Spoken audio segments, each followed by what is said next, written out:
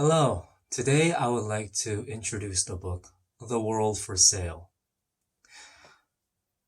Most of the assets and commodities, resources that are traded in the international market today are controlled by a few select companies. Food, fuel, things we need no matter what, are actually controlled by what are called commodity traders. Their influence cannot be understated, and their power reaches beyond economy. They are also powerful political actors, sometimes even being powerful enough to determine the future of small countries. However, most of the mass public remain ignorant of these commodity traders. Javier Blas and Jack Farkey are two people who use this book to shed light on this once secretive industry. These authors, over the course of 20 years, interviewed more than 100 people, which include former traders, CEOs, founders, etc. And they showcase their knowledge through this book. Commodity trading is hallmarked by more than anything non-transparency, and it shows from the fact that most of the interviewees requested anonymity. One trader even went so far as to claim that what he was going to say is not just the truth or nothing but the truth. And there were things that he was simply not going to tell him. This shows just how secretive and how opaque the commodity trading industry is. But first, let us examine the history of commodity trading. And we start at 1911.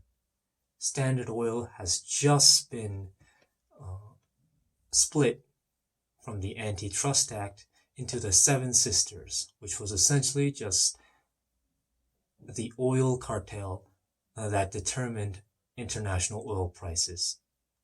That lasted until the 1950s, when the Seven Sisters lost most of their power and the oil market was opened up to everyone. And henceforth, the international oil price was determined by traders instead of the cartel.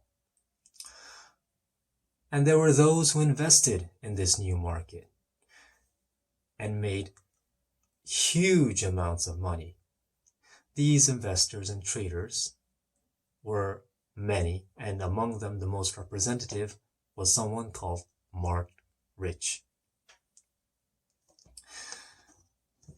They, starting from oil, expanded into other commodity industries, eventually coming to conquer and monopolize the entire commodity industry among a few actors.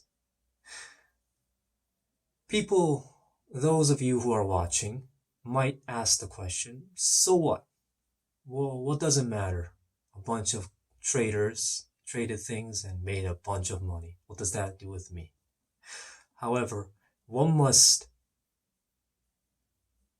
keep in mind that these commodity traders put profit above all else, and morality sometimes wasn't even put into the equation. And many people received the short end of the stick from these trades. For example, many of these commodity traders would bypass international sanctions and provide resources and assets and commodities for dictatorial regimes that were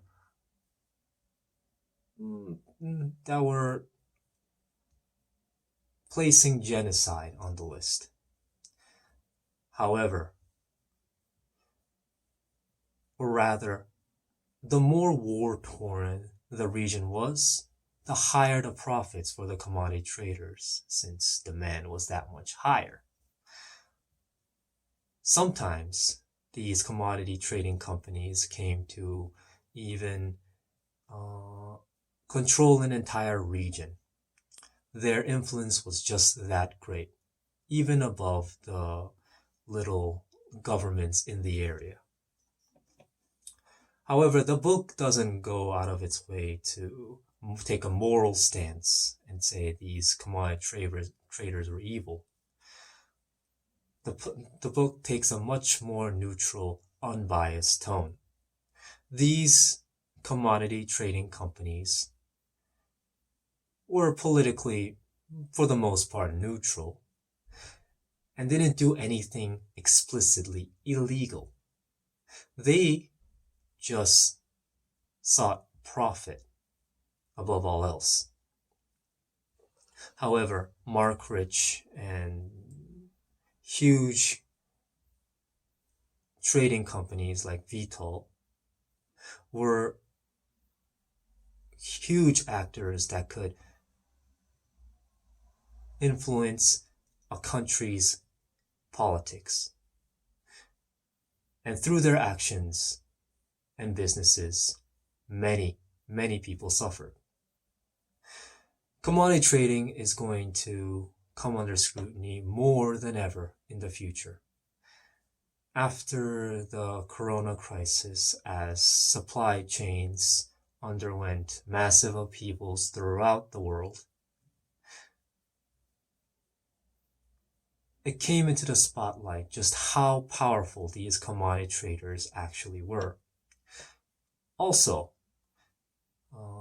the continuing Ukrainian war, the possibility of a chain of default crises, these things make the political and economic environment that much more unstable.